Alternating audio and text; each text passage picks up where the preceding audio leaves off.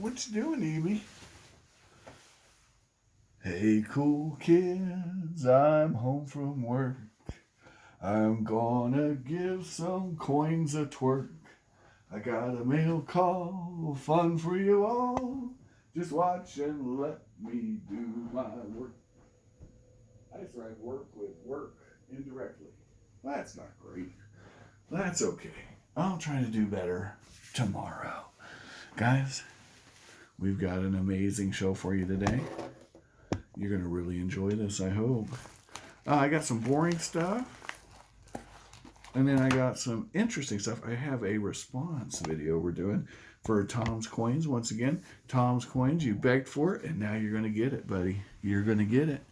And you're going to like it, too, I hope. Yep. So let's get some music going. And we won't have any of those uncomfortable silences. Yep. Tom's Coin says I make too many videos.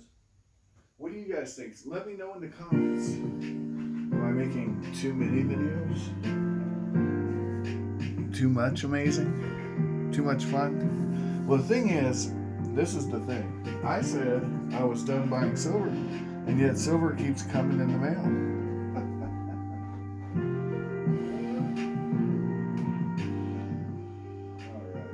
That was a little too loud, I think.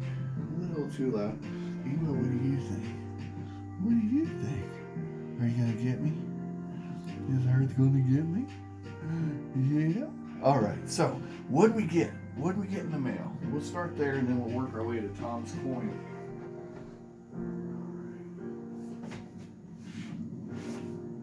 So, first things first, we got to talk about this.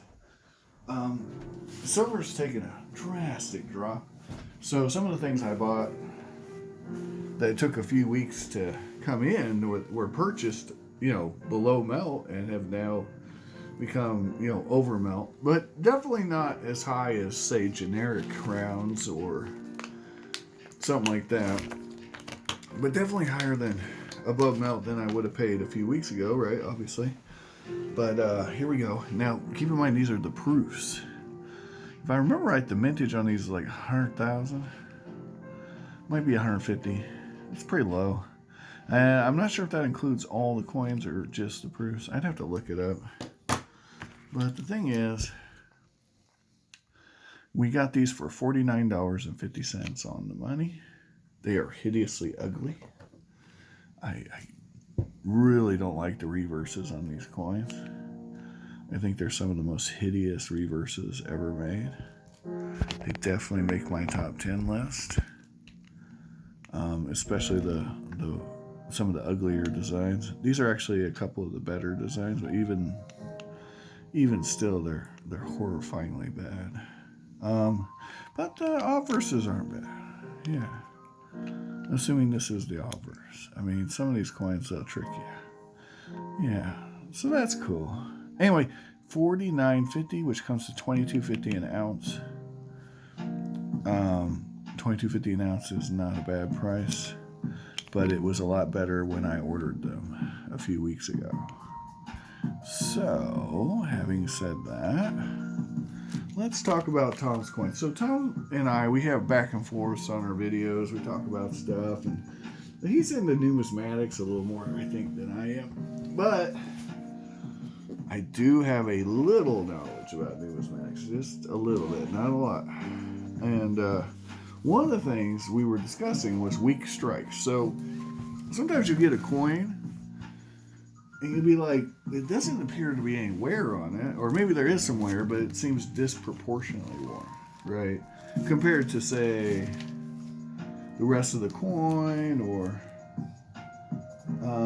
other coins like it in similar condition, similar grade. And the reason for that is a weak strike. So this especially happens in less, let's say, less well-renowned mints. If you have good quality control, generally speaking, your mint's not going to allow garbage strikes to get out very often. One notable exception, I would say, is the Walking Liberty half at the U.S. Mint.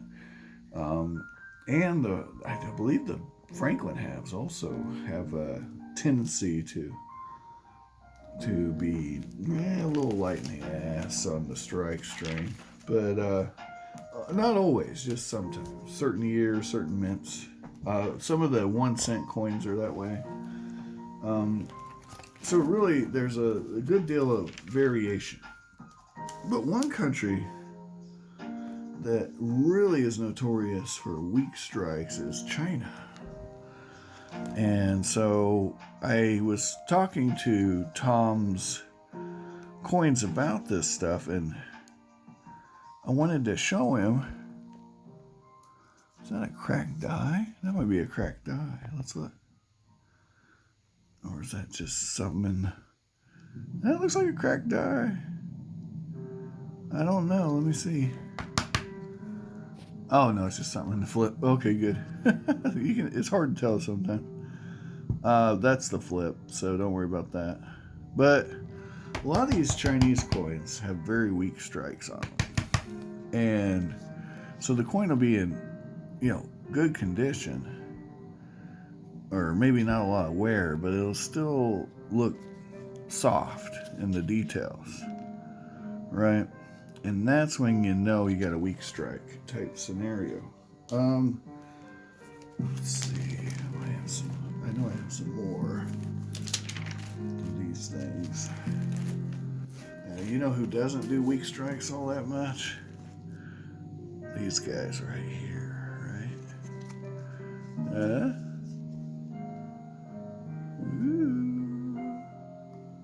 Anyway, enough of that. Sometimes I like to just, it doesn't always have to be silver, guys. Sometimes copper will do the trick, right? Yeah, copper is a lot harder actually to keep in good condition. You see a bright red instead of a brown, and you've got something on a copper. Whereas a silver, it's pretty inert, fairly inert metal, so it's a little easier to get a nice coin. Believe it or not, I know that sounds crazy, like counterintuitive, but actually copper in good grade is going to be more scarce than the silver equivalency, generally speaking, as a general rule. So again, some Chinese stuff here. This is cash. This is what, when someone talks about cash, this is what they're talking about. 10 cash. Not Johnny Cash, just 10 cash. Eva, I'm glad you came to see me. Yeah. And sometimes, every once in a while, guys, you'll see a cool coin, that you just gotta have, sometimes. Every once in a blue moon, you just gotta get it, Have you guys done this? Am I the only one you just see it and you're like, man, that would sure be cool to own. Even though it's not silver, it's not, premier, deluxe, whatever. Maybe I should just buy that. I'll buy that. But weak strikes, man, they kind of suck. And you really got to have a keen eye. And I'm not, in no way am I a ringer at the numismatic stuff, guys. I am more of a layman when it comes to that. I'll leave that to Tom's Coins and I'll defer to them every time. Yeah. So if you want me to definitively tell you if a strike is weak or not, so here's a good example. Look at that corrosion on this coin. But how much of that is wear and how much of that is just a bad strike, So like you look at the rim, there's still some detail there, but I'm sure it's a combo of both on that coin, huh, guys? But I wish I had these better organized so we wouldn't have to sit here and hunt for stuff. This one seems to have a pretty weak strike on it. See all the front, how muddled it is, but then you go here and It's not nearly so bad. Yeah. It seems to fit the weak strike bill to me. But you guys can tell me in the comments what you think about weak strikes and all that jive. My favorite stuff is watching, the hyperinflation exam. I like that. You guys ever get a set of these old German joints? Yeah, the Weimar Republic or Weimar, I don't know. I think it's Weimar, I don't know. I'm not German, but yeah. Just watch the inflation. 1922 to 1923. Just watch the same size coin suddenly go from 3 marks to 200 marks to 500 marks. And there's a 1,000 mark coin, I'm pretty sure. And it gets really big. The bills, oh my gosh, the notes, craziness, guys. But anyway, that's what I got for you. We want to talk about weak strikes, and oh, here's another one. Man, they're just all over the place.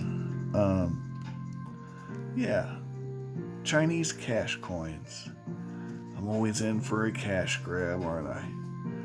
And thanks for watching. Have an amazing day.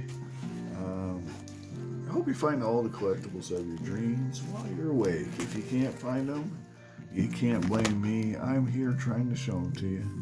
And man, it is a task with some of y'all. No, I'm playing. Thanks for watching. Like, share, and subscribe. And Eva, did you want to say bye-bye? Go ahead.